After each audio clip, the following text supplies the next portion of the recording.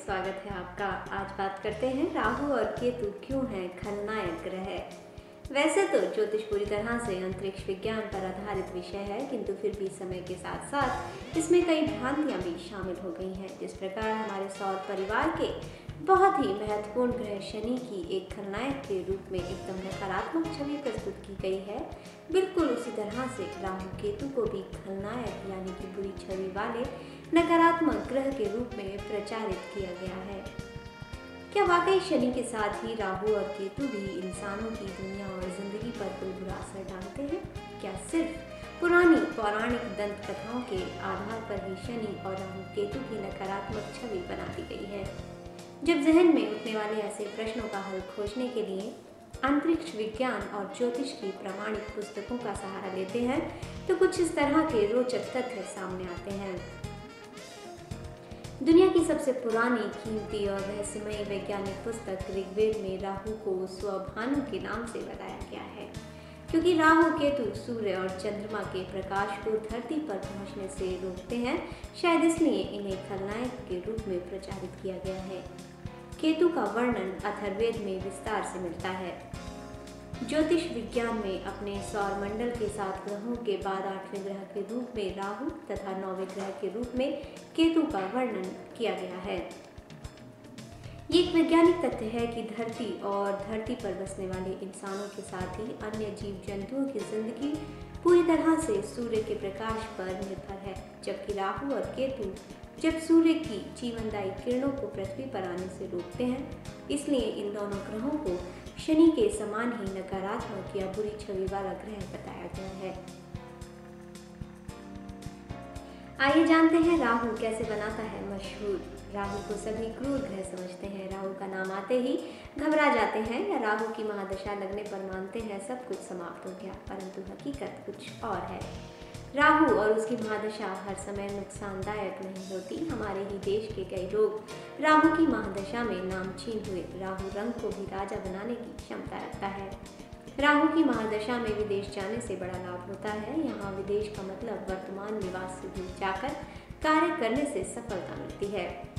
राहु चतुर्थ, दशम, एकादश या नवम स्थान में अपने मित्र शनि शुक्र की राशि मकर, कुंभ, वृषभ या तुला राशि में स्थित हो तो अप्रतिम सफलता दिलाता है। वही राहु यदि मिथुन राशि में हो तो कई ज्योतिष विद्वानों द्वारा उच्च का माना जाता है।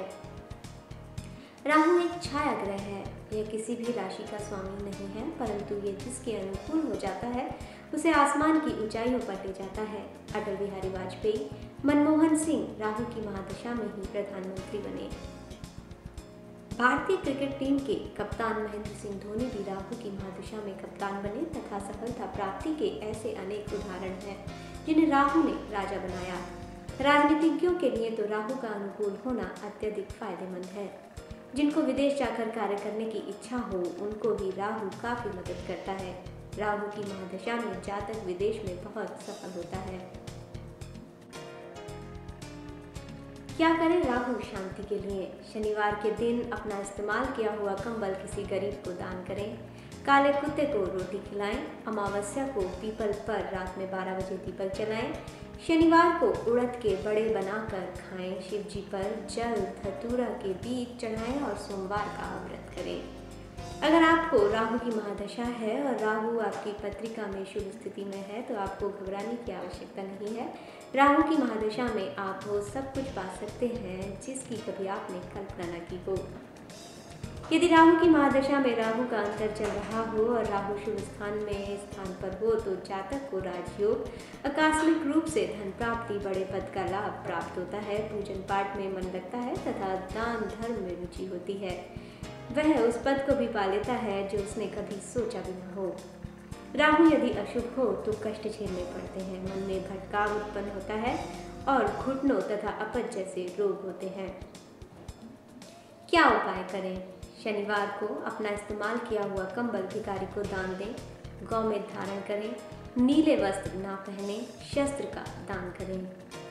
अब बात करते हैं कि यदि राहु से शुभ फल चाहिए तो क्या कर सकते हैं। जन्म कुंडली राहु केतु को छाया ग्रह माना जाता है, परंतु फिर भी यह दोनों ग्रह व्यक्ति की जीवन दिशा बदलने में महत्वपूर्ण भूमिका अदा करते हैं। राहु की महादशा में गरीब भी किसी राजा के समान सुख प्राप्त करने लगता है और राहु विपरीत होने पर रातों रात एक राजा भी सड़क पर आ जाता है।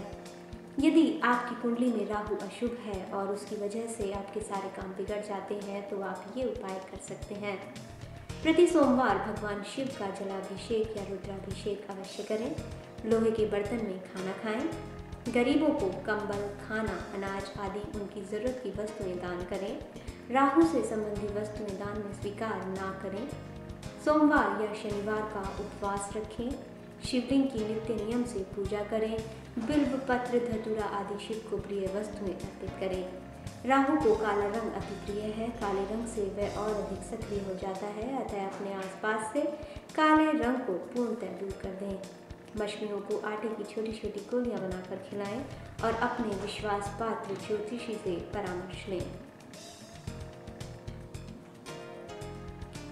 आइए बात करते हैं कि राहु किस घर में कैसा फल देता है।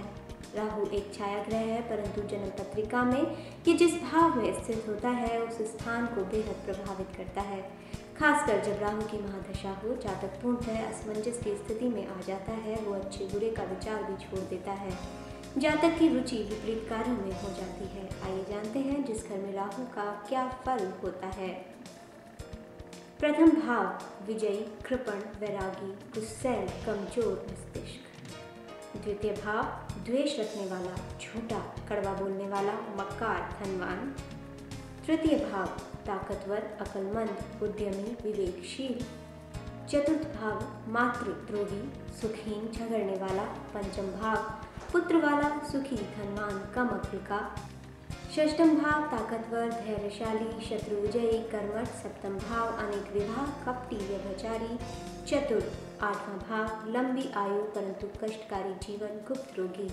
नवा भाव भाग्यहीन, यात्रा करने वाला, मेहनती। 10वां भाव नीच कर्म करने वाला, नशाखोर, वाचाल। एकादश भाव चौकस, छोटे कार्य करने वाला, लालची। द्वादश भाव पैसा लौटाने वाला, जल्दबाज, चिंता। तो आप हमें संपर्क कर सकते हैं सितारों की दुनिया पर। नमस्कार।